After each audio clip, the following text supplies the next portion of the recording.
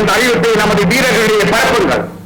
நாளைய போரில் இளவரசன் சுந்தர பாண்டியனின் தலையை கொண்டு வருவோருக்கு 20,000 பொன் பரிசு வழங்கப்படும்.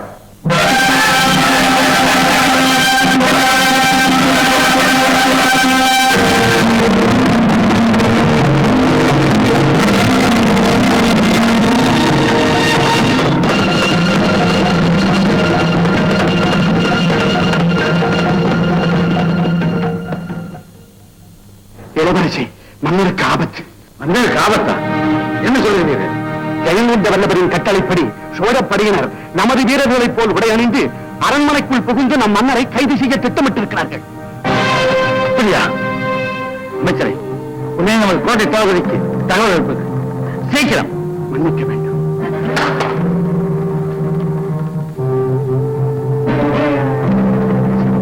எதிரிகள் புறப்பட்டு வெகு நேரமாகிவிட்டது.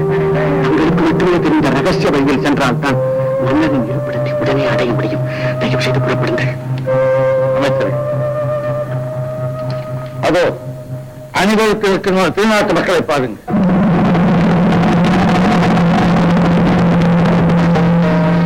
இத்தனை உயிர்களை இங்கே பணம் வைத்துவிட்டு உடன் பிறந்தவன்கிற ஒரே காரணத்திற்காக ஒரு உயிரை காப்பாற்றுவதற்கு நான் இங்கிருந்து ஓட வேண்டியது எப்படி முறையாது?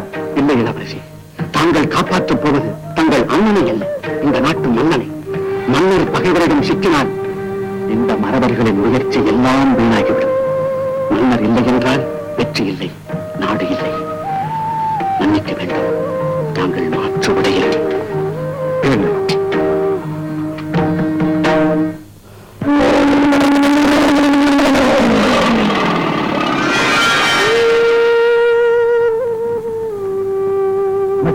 எச்சரிக்கை, யாருக்கும் செய்யக்கூடாது. பெரிய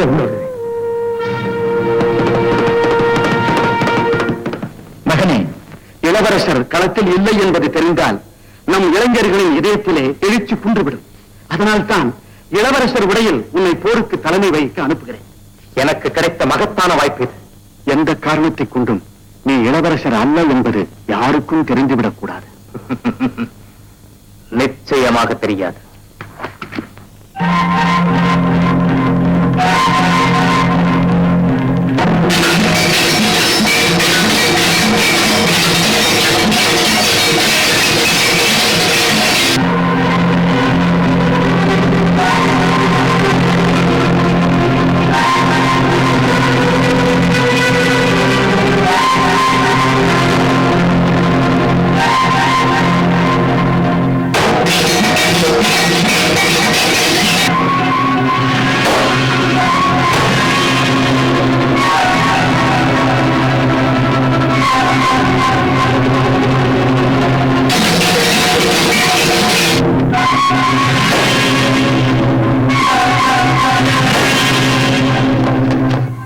பாண்டிய மன்னர், பாண்டிய மன்னர், வாழ்க பாண்டிய மன்னர், வாழ்க பாண்டிய மன்னர், வாழ்க பாண்டிய மன்னர், வாழ்க பாண்டிய மன்னர்.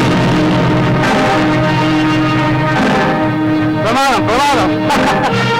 ஆஹா, நமது ராஜ பிரதிநிதி ஜெயங்கொண்ட வல்லபரின் திட்டத்தை வெற்றிகரமாக நிறைவேற்றி விட்டீர்கள். இது கிடைக்கட்டும்.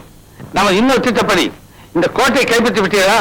எங்களைப் போலவே சோழ படையினர் பாண்டிய வீரர்களின் உடையில் கோட்டைக்குள் புகுந்து பாண்டிய வீரர்களை கைது செய்து கொண்டிருக்கிறார்கள். இந்நேரம் கோட்டை கொத்தளங்கள் எல்லாம் நம் கைவசமாக இருக்கும். ஆஹா, பெருமைக்குரிய செய்தி. சரி, நீங்கள் உள்ளே சென்று கோட்டை உச்சியின் மீது புலிக்கொடி ஏற்றுங்கள். நான் ஜெயங்கொண்ட வல்லபரின் கட்டளைப்படி அவரிடம் கொண்டு சேர்க்கின்றேன். நாங்கள் மூவரும் உங்களுடன் துணைக்கு வருகிறோம். ஆஹா, அதுவும் நல்லது. பாருங்க.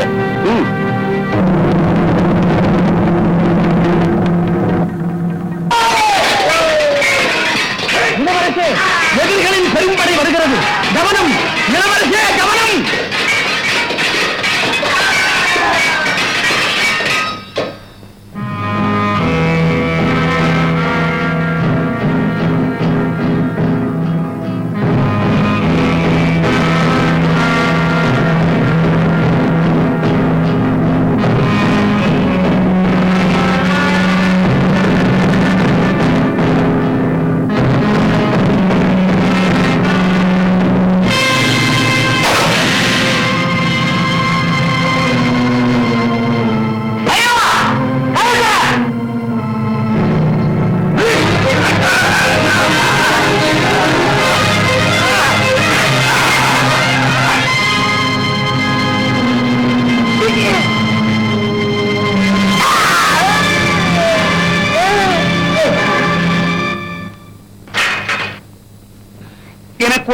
புரியவில்லையே, நீங்கள் யார்?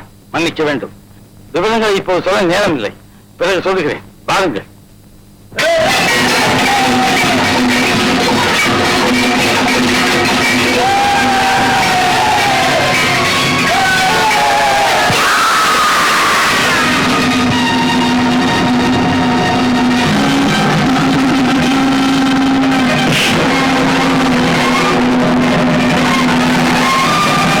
ஒழிந்தான் சோழ சாம்ராஜ்யத்தின் ஒரே எதிரி சுந்தர பாண்டியன் ஒழிந்தான். உயிரை திறனமாக மதித்து எனக்கு வெற்றி தேடி தந்த வீரர்களே, 4 நகரங்களுக்குள்ளே செல்லுங்கள், மாட மாளிகைக்குள்ளே நுழையுங்கள், தேவையானவற்றை எடுத்துக் கொள்ளுங்கள். எனக்கு தகுதி என்று நீங்கள் நினைப்பதை இங்கே கொண்டு வாருங்கள். இதை கொள்ளை என்று கூறுவார்கள் கோழைகள். இல்லை, இது வெற்றி அடைந்தவரின் தனி உரிமை.